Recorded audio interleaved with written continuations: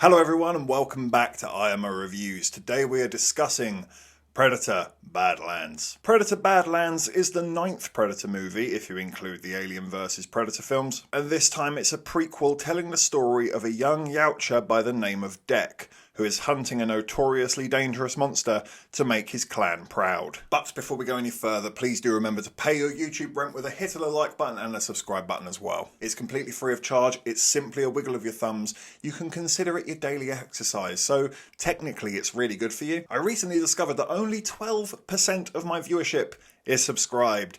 What is this, a hate watch? Do my dreams amuse you? So let's set a goal and get that number up to 20%.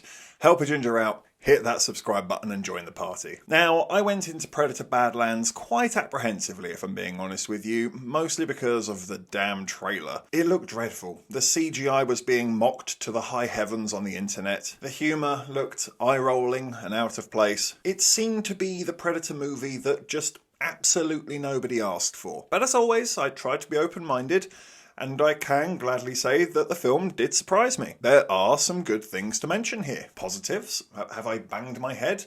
I know, I'm as stunned as you are. For starters, I thoroughly enjoyed this new, interesting environment that the film takes place in. It's full of imagination and wonder. It does entice you and make you want to explore it and see what you'll discover. I thought the music was pretty solid throughout, at least very thematically fitting for what the film was going for. There is some decent action throughout the film.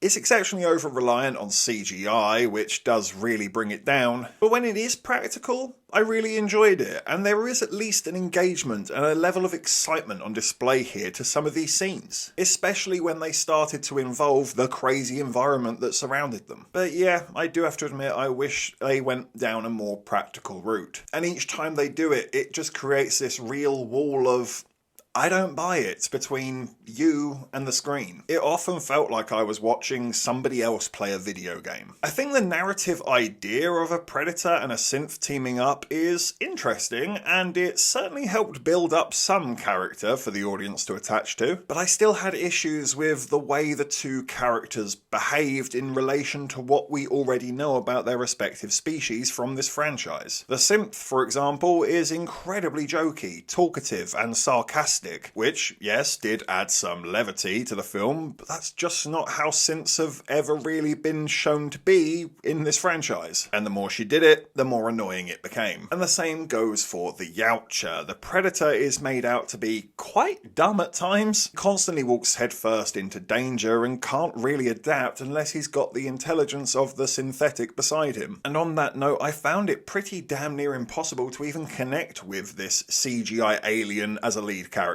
It's hard enough that he doesn't even always look real, but it's even worse that there's just no depth at all, or anything interesting about this character. And I get the impression that the film knows it, because it very quickly becomes lazy and starts bringing up old, tired, nonsensical story beats from the past that we've already seen be done to death. It's really eye-rolling. Alien Romulus had the same problem. It couldn't trust itself to be its own thing. It had to have callbacks. Predator Badlands prefers to be family-friendly rather than narratively strong. I personally feel that this movie would have been so much better if it was played as a darker, bloodier, solo hunter-predator movie. Have way less dialogue, perhaps almost none at all, and just let the environment and the predator and the monsters that he face shine. That's all. You don't need all of this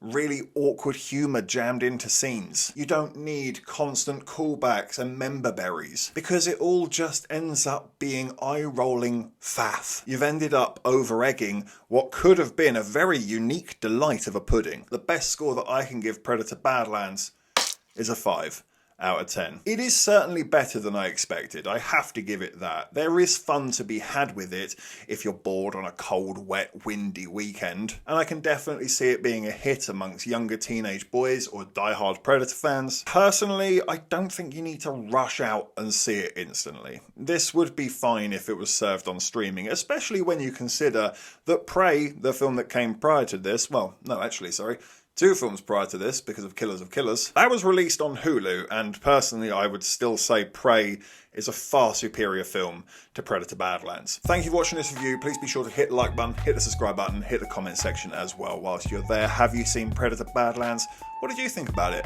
Let me know in the comments down below. And of course, if you haven't had enough of this crazy ginger, we can also click on these suggested videos right here and get yourself lost in an IMO wormhole.